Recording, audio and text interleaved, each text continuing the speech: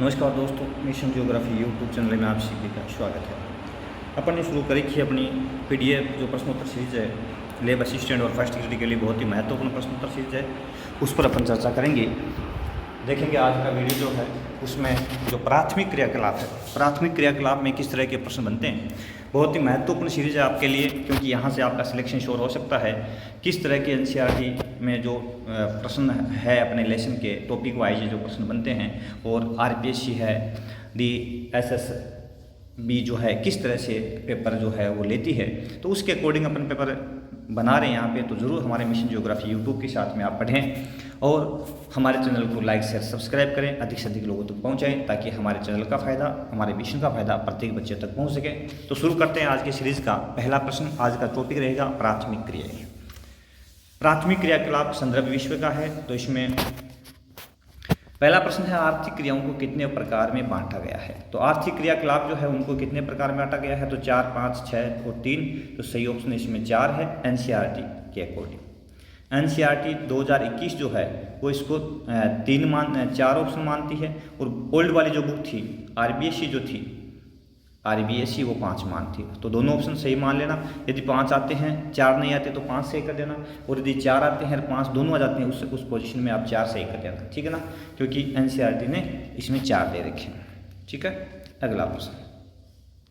प्राथमिक व्यवसाय के लोग कहलाते हैं, प्राथमिक व्यवसाय के लोग क्या कहलाते हैं, तो प्राथमिक व्यवसाय करने वाले जो लोग हैं उनको लाल कॉलर, सफ़ेद कॉलर, पिंक कॉलर या ये सभी। तो यहाँ सही ऑप्शन है लाल कॉलर इनको कहा जाता है, क्योंकि ये लगभग घर से बाहर रहते हैं, और घर से बाहर रहने के कारण काफ़ी ज़्यादा ये यूँ कहें तो परेशानियों में रहते हैं, हर समय संदिग्ध रहते हैं, कई तरह की समस्याएं इनको देखने को मिल सकती है।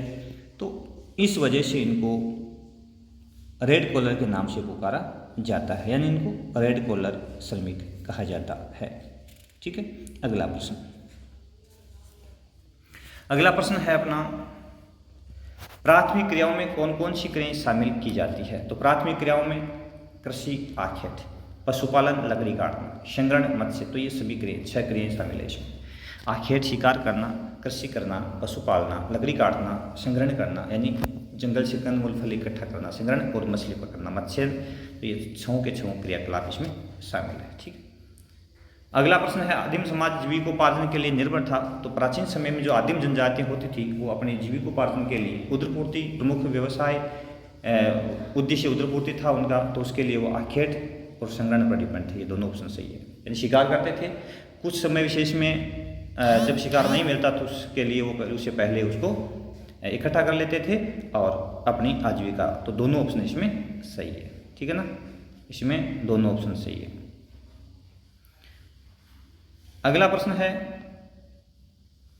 भोजन संग्रहण विश्व में किया जाता है। भोजन संग्रहण विश्व में कहाँ किया जाता है, तो उच्च अक्षांशों में, निम्न अक्षांशों में, ये दोनों और कोई नहीं। तो उच्च अक्षांश और निम्न अक्षांश दोनों ऑप्शन सही है, क्योंकि उच्च अक्षांश जो है वो तो आ गया अपने साइबेरिया का क्षेत्र, उत्तरी कनाडा का क्षेत्र आ गया, अपने ग्रीनलैंड का क्षेत्र आ गया, ठीक है ना, तो उत्तरी क्षेत्र आ गया। और ये निम्न अक्षांश जो है ना भूमध्य रेखीय भाग आ गया, ठीक है ना, भूमध्य रेखीय भाग, तो दोनों जगह पे किया जाता है। अगला प्रश्न है भोजन संग्रह में उच्च अक्षांशों में कौन कौन से भाग आते हैं, तो उत्तरी कनाडा, उत्तरी यूरेशिया यूरोप और एशिया, दक्षिणी चिली, तो ये सभी ऑप्शन सही है। उच्च अक्षांश में कौन कौन से शामिल है, उत्तरी कनाडा, उत्तरी यूरेशिया, दक्षिणी चिली, तो सभी ऑप्शन सही है। भोजन संग्रह निम्न अक्षांशों में किन भागों में किया जाता है। निम्न अक्षांश की बात आती है तो अमेजन बेसिन, अमेजन नदी का प्रवाह क्षेत्र भूमध्य रेखीय प्रदेश में, उष्ण कटिबंधीय अफ्रीका महाद्वीप का उष्ण कटिबंधीय भाग, ठीक है, और ऑस्ट्रेलिया, ठीक है, वह दक्षिण पूर्वी एशिया, ऑस्ट्रेलिया व दक्षिण पूर्वी एशिया इनका पहाड़ी क्षेत्र, ठीक है, और ये सभी, तो सभी ऑप्शन सही है। ये निम्न अक्षांश है, यहाँ पर भोजन संग्रह किया जाता है। निम्नस्थ वस्तुओं के उपयोग पर विचार कीजिए। छाल का क्या उपयोग है, चमड़ा साफ करने में और कुंदन बनाने में होता है, बिल्कुल सही है। पत्तियों का उपयोग, जो पत्तियां उपयोग पेय पदार्थ और दवाइयों में होता है। रेशे जो होते हैं जैसे कपास वगैरह, इनका कपड़ा बनाने में काम होता है, यूज होता है, तो बिल्कुल सभी ऑप्शन सत्य है, चाहिए ना, सभी ऑप्शन सत्य है। च्युइंगम चबाते हैं अपन। च्युइंगम को चूसने के बाद में जो बचा हुआ भाग है, जो एक एज रबड़ का सा जो भाग बचता है, उसको क्या कहते हैं? तो चिक्कल कहलाता है। क्या कहलाता है? चिक्कल। चिक्कल बनाया जाता है किससे?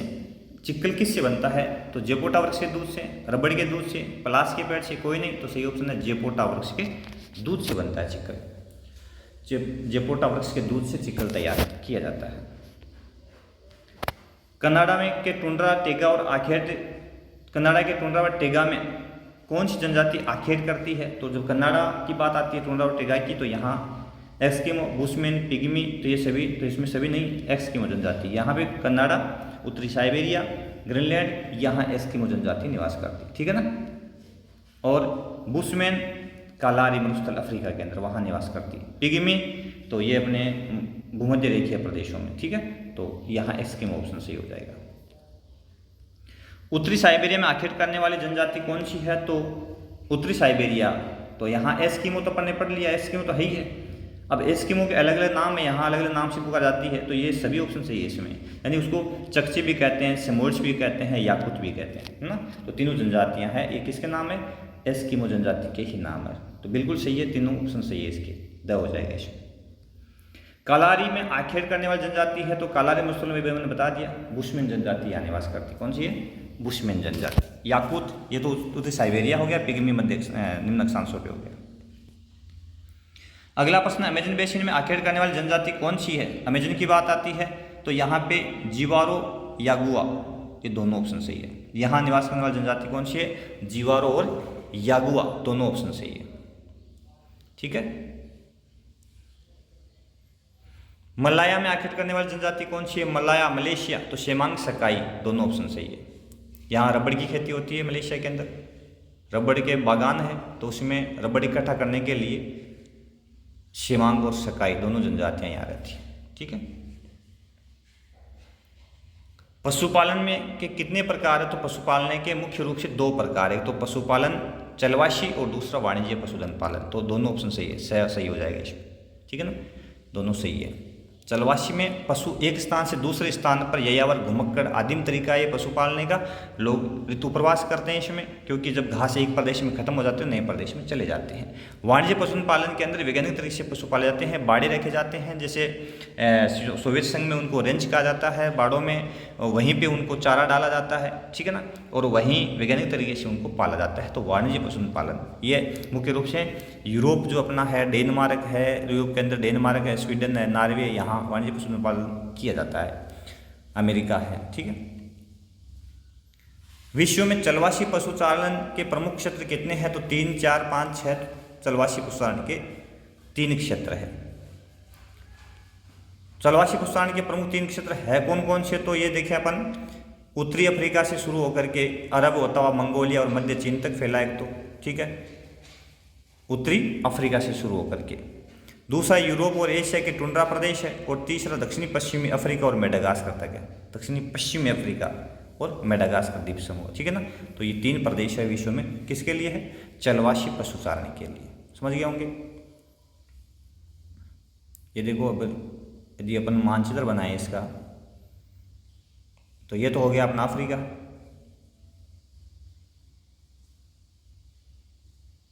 ठीक है ना, ये तो हो गया अफ्रीका, यहाँ हो गया मेडागास्कर, और ये लाल सागर, ठीक है ना, और ये अरब हो गया। तो यहाँ से शुरू होता है ये चलवासी, अरब रेगिस्तान होते हुए यह मध्य चीन और मंगोलिया तक हो गया, एक मेडागास्कर और ये अफ्रीका हो गया, ठीक है ना।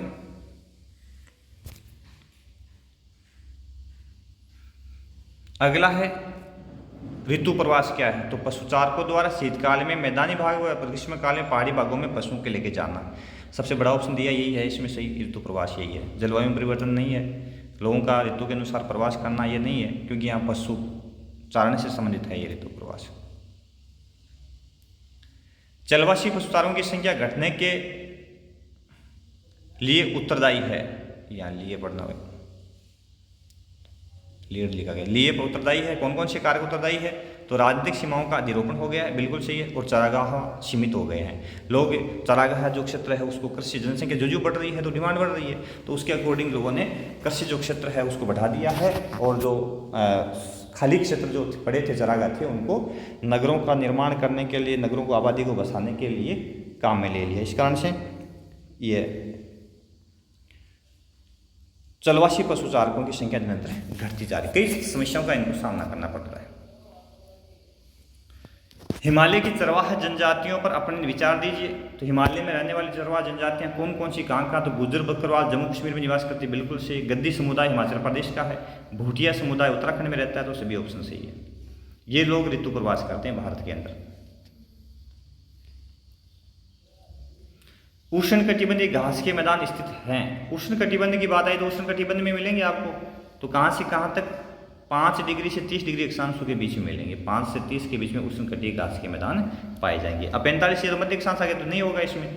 टुंड्रा या उच्च अक्षांशों में चला गया, टेगा भी उच्च अक्षांश से, तीनों ऑप्शन नहीं होंगे, ये ऑप्शन सही हो जाएगा इसमें है। उष्ण कटिबंधीय घास मैदानों को जाना जाता है, उष्ण कटिबंधीय घास मैदानों को जाना जाता है। सूडान में इनको सवाना कहते हैं, सही है।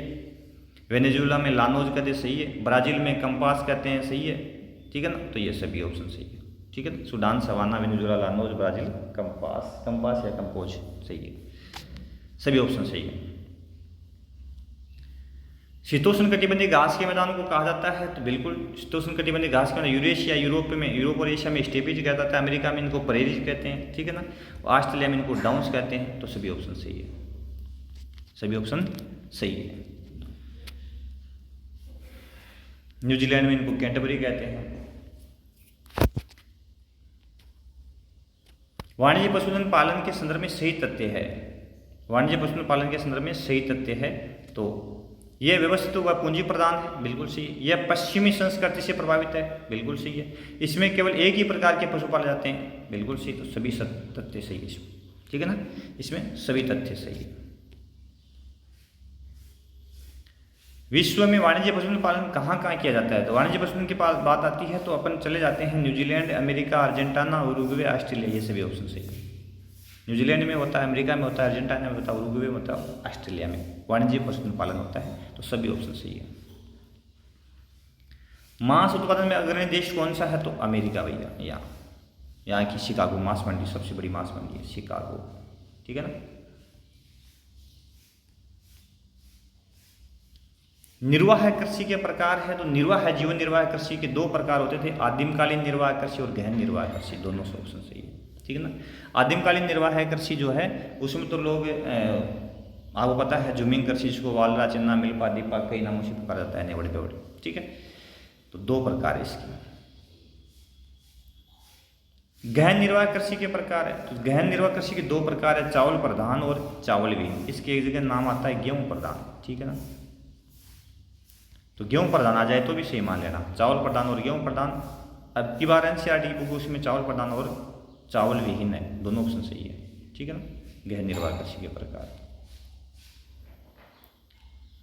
आदिमकालीन कृषि उत्तरी पूर्वी भारत में जानी जाती है किस नाम से? उत्तरी पूर्वी भारत में इसको जूमिंग कहते हैं। अपना पूर्वी राज्य है जो सिक्किम है, असम है, नागालैंड है, मणिपुर, मिजोरम, यहाँ इसको जूमिंग कहते हैं। उत्तरी अमेरिका में आदिमकालीन कृषि को कहा जाता है, तो उत्तरी अमेरिका में मिल्पा कहते हैं। क्या कहते हैं? मिल्पा। मलेशिया में लदान कहते हैं। दीपा भारत में आदिम जो जनजाति है गोंड, वो दीपा कहते हैं, ठीक है ना। दक्षिणी राजस्थान में आदिमकालीन कृषि को कहा जाता है, तो दक्षिणी राजस्थान में वालरा कहते हैं। भील जनजाति मुख्य रूप से ये खेती करती है। 2 प्रकार है, एक का नाम है ची माता, इसी खेती का, एक का नाम है दजिया। पहाड़ों की चोटी पर ची माता, मैदानों में दजिया कहते हैं इसको। रोपण, प्रमुख रोपण फसलें कौन कौन सी है? तो चाय, कॉफी रोपण है, रबड़, नारियल रोपण है, गन्ना, केला रोपण है, तो सभी फसलें रोपण है, ठीक है ना। सभी फसलें रोपण कृषि के अंतर्गत आती है। निम्न में से रोपण कृषि की प्रमुख विशेषता है, तो यह विस्तृत स्तर पर बोई जाती है। रोपण कृषि में बड़े फार्म चाहिए, इसमें अधिक पूंजी की आवश्यकता होती है, क्योंकि इसमें बागान लगाने के लिए अधिक पैसा जरूरत है। इसमें अधिक तकनीकी की आवश्यकता होती है, बिल्कुल सही है। तो तीनों ऑप्शन सही है इसमें, सभी ऑप्शन सही है इसमें। एजेंडा क्या है? बहुत बार पूछा गया प्रश्न है। ठीक है ना। तो ब्राज़ील में कॉफ़ी के बागानों को फेजेंडा कहा जाता है ब्राज़ील के अंदर। अगला चाय के बागान को नहीं, भारत में एक फसल नहीं, एक पशु नस्ल नहीं, क्या है ब्राज़ील में कॉफ़ी के बागान। कैंटरबरी क्या है तो न्यूजीलैंड में घास के मैदान कौन से, शीतोष्णकटिबंधीय, कौन से है, शीतोष्णकटिबंधीय घास के मैदान कैंटरबरी कहलाते हैं। कहाँ पे, न्यूजीलैंड के।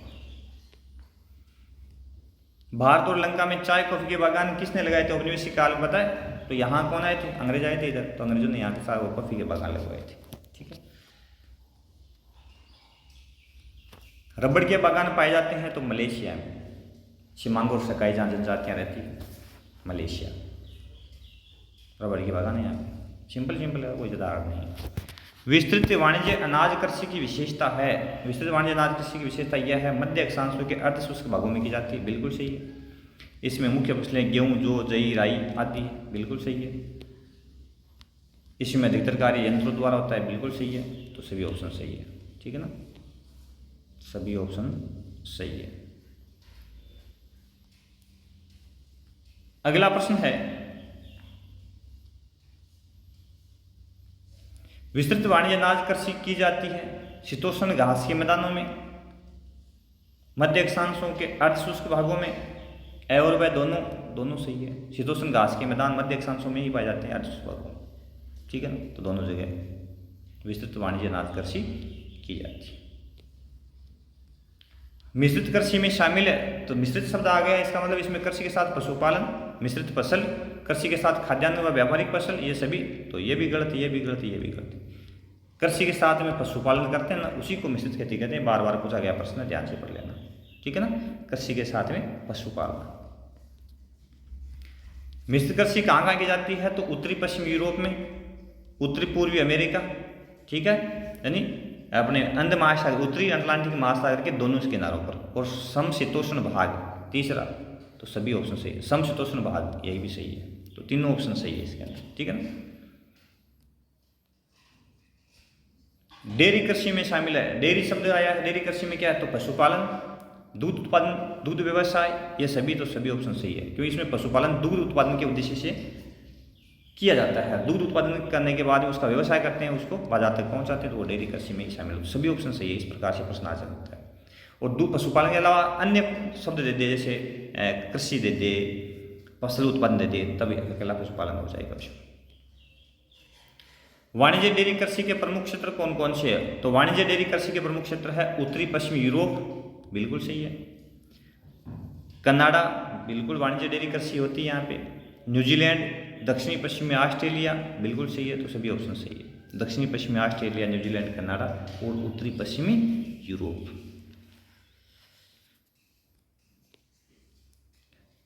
भूमध्य सागरीय विश्व के भूमध्य सागरीय कृषि, यहाँ भूमध्य सागरीय कृषि विश्व के किन किन भागों में की जाती है तो 4 भाग है इसके। एक तो दक्षिणी कैलिफोर्निया उत्तरी अमेरिका में, मध्यवर्ती चिली दक्षिणी अमेरिका में, दक्षिणी पश्चिमी ऑस्ट्रेलिया, ठीक है ना, और एक हो गया दक्षिणी पश्चिमी अफ्रीका, ठीक है ना, अफ्रीका और है दक्षिणी पश्चिम, ठीक है।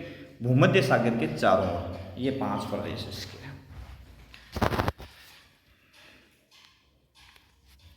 भूमध्य सागरीय कृषि की विशेषताएं हैं, यहाँ खट्टे फलों की खेती होती है, बिल्कुल सही बात है। यहाँ अंगूर, अंजीर, संतरे, मौसमी, बिल्कुल सही है, बोए जाते हैं। और यहाँ शीत ऋतु में फल और सब्जियाँ बोई जाती है, सभी ऑप्शन सही, क्योंकि ये शीत ऋतु में जो ठंडा यूरोप है, यूरोप जो है और उसकी मांग की पूर्ति यही करता है फलों की, ठीक है ना, इसलिए सभी ऑप्शन सही इसमें।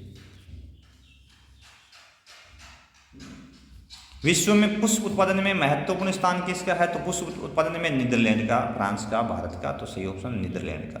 पुष्प उत्पादन में, पुष्पों की खेती पुष्पोत्पादन कहलाती है, तो सबसे टॉप पे है नीदरलैंड। ट्रक फार्मिंग क्या है या ट्रक कृषि किसे कहते हैं, ट्रक फार्मिंग भी आ सकता है यहाँ इसके स्थान पर, ओब्लिक में आ जाए, वो ओब्लिक में आ जाए ट्रक फार्मिंग। तो इसमें उत्तर क्या होगा इसका, उपनगरों से फल सब्जी ट्रकों के द्वारा नगरों तक पहुंचाना, यही है पहले ऑप्शन सही इसका।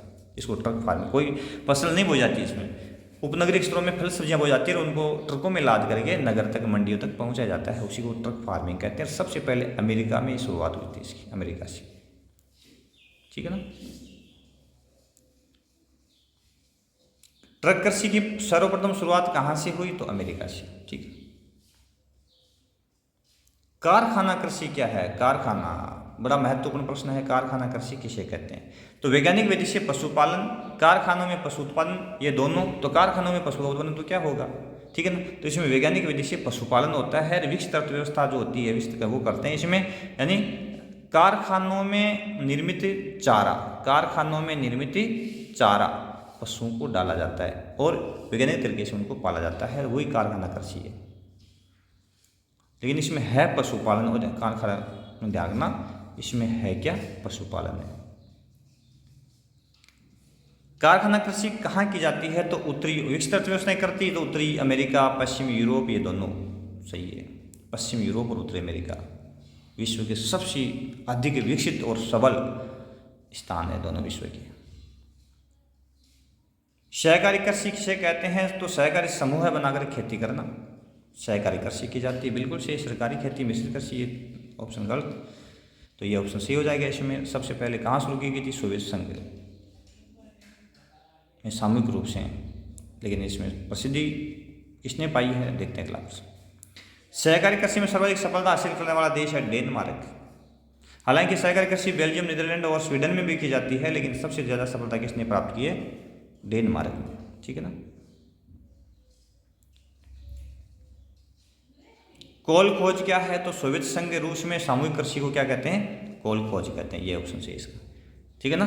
सामूहिक कृषि वो सहकारी कृषि है, उसमें सहकारी संस्था बनाते हैं 10 या 15 लोग मिल करके और एक यूनियन बनाते हैं। यूनियन बना करके और उससे में जो फंड डालते हैं उससे लोन ले करके, ठीक है ना, और उससे अपने औजार खरीदना, बीज खरीदना, ठीक है ना, उसको सहकारी कृषि कहते हैं ना। सहकारी संस्था बनाते हैं। डेनमार्क उसमें सफल है। लेकिन सोवियत संघ सामूहिक कृषि सोवियत संघ में है। और सामूहिक कृषि में क्या कहा? सामूहिक खेतों को कोल खोज कहा गया था। और इसमें 5 से 10 हो सकते हैं, 10 से 15 लोग मिलकर के अपने खेतों को एक खेत बना लेते हैं, पूरे के पूरे खेत में एक प्रकार का बना करके और सब मिलकर के उसमें खेती करते हैं, इन्वेस्ट करते हैं और जिस तरह का अनुपात उसमें डालते हैं उतना उसका जो प्रोडक्ट होता है उसको वो काम में ले लेते हैं। इसमें फ़ायदा यह है कि जो गरीब किसान है, जो टेक्निकल यूज़ नहीं कर सकता, तो दूसरे साथ लोगों के साथ मिल करके तकनीकी काम में लेकर के अधिक प्रोडक्ट प्राप्ति कर सकता है। ये फ़ायदा होता है उसका, ठीक है ना। स्थिति के अनुसार खनन की विधियां हैं, तो धरातलीय खनन, भूमिगत दोनों विधियां हैं। धरातल में क्या होता है कि जब कोई खनिज धरातल के ऊपरी भाग में उपलब्ध हो जाता है तो उसको एकदम से सस्ती और सरल विधि है। ऊपर से मलबा हटाया, धरातल का ऊपरी भाग है और उसमें से खनिज बाहर निकाल लिया, तो ये सिंपल विधि है, ठीक है ना। भूमिगत काफ़ी गहराई में कोई खनिज हो, जैसे पेट्रोल है, प्राकृतिक गैस है, कोयला काफ़ी गहराई में होता है, तो उसको 2 विधियों से निकालते हैं। तो कूप की खनन कहते हैं उसको, कुआं खोद करके, और एक नलकूप से माध्यम से, ठीक है ना। इन दोनों विधियों से ड्रिल करके, ठीक है ना, उनको प्राप्त किया जाता है। काफी गहराई से खनिज को किस विधि से बाहर निकाला जाता है? तो कूप की खनन, इसके माध्यम से। आखनन, उत्खनन ऊपरी भाग के है ये दोनों। यूरोपीय औपनिवेशिक समूह द्वारा किस प्रकार की कृषि की जाती है का विकास किया गया था? तो यूरोपीय औपनिवेशिक समूह ने विश्व के अनेक भागों में जब औपनिवेशिक काल में गए थे तो उन्होंने रोपण कृषि पर बल दिया था। इसके तहत कौन से बागान लगाए? तो बागानी कृषि भी आ जाए तो सही होगा, बागान लगवाए थे, ठीक है ना। जैसे भारत में अंग्रेजों ने चाय कॉफ़ी के बागान लगाए, मलेशिया में रबड़ के बागान लगाए, ब्राज़ील जो वाला इलाका है वहाँ केले के बागान लगाए। तो इस प्रकार से उन्होंने केले और कॉफ़ी के बागान लगाए। तो ये बागाती कृषि को उन्होंने और रोपण कृषि को काफ़ी ज़्यादा बल दिया था। निम्न में से रोपण फसल नहीं है, तो गेहूँ, कॉफ़ी, गन्ना, रबड़। तो रबड़ रोपण है, गन्ना रोपण है, कॉफ़ी रबड़, तो इसमें गेहूँ नहीं है। तो सही ऑप्शन कौन सा हो जाएगा? गेहूँ। नहीं पूछा ना, गेहूँ नहीं है। गेहूँ तो अपन वैसे जुताई करते हैं ना उसकी। निम्न में से किस कृषि में खट्टे रसदार फलों की कृषि की जाती है? तो अभी हम पढ़ते थे भूमध्य सागरीय जो कृषि है उसमें खट्टे रसदार फलों की खेती की जाती है, भूमध्य सागरीय कृषि। 4-5 जगह इसकी भूमध्य सागर के आसपास में, मध्यवर्ती चिली, दक्षिणी पूर्वी कैलिफोर्निया, दक्षिणी कैलिफोर्निया, ठीक है ना, दक्षिणी पश्चिमी अफ्रीका, ये बताए थे मैंने, तो वहाँ ये खेती की जाती है। एशिया के देशों में कितना प्रतिशत आय खनन से प्राप्त होता है? तो 50%। कितना होता है? 50% इनकम एशिया के देशों में खनन से प्राप्त होती है, इसके ऊपर डिपेंड होती है। इस बार से कुल 60% बने हैं। बहुत ही शानदार और इम्पोर्टेंट प्रश्न है। यहाँ इन प्रश्नों के अलावा इस पार्ट से कोई प्रश्न आने वाला है नहीं, क्योंकि इससे अधिक बनते नहीं आएंगे कहाँ से। तो बिल्कुल आप बेफिक्र निश्फिक्र होकर के हमारी प्रश्नोत्तर सीरीज को पढ़ें, पूर्ण रूप से याद करें। हो सकता है कोई ऑप्शन इधर उधर हो जाए, अन्यथा सिलेबस कवर कर दिया अपन ने, तो ज़रूर पढ़ें हमारे मिशन जियोग्राफी यूट्यूब चैनल के साथ में। चैनल को लाइक शेयर सब्सक्राइब करें, अधिक से अधिक लोगों तक शेयर करते रहें भैया। बेल आइकन दबा लें ताकि जैसे ही वीडियो अपलोड होता है तो आप तक नोटिफिकेशन पहुँच जाए। बहुत बहुत धन्यवाद। आप देखते रहे मिशन जियोग्राफी यूट्यूब चैनल।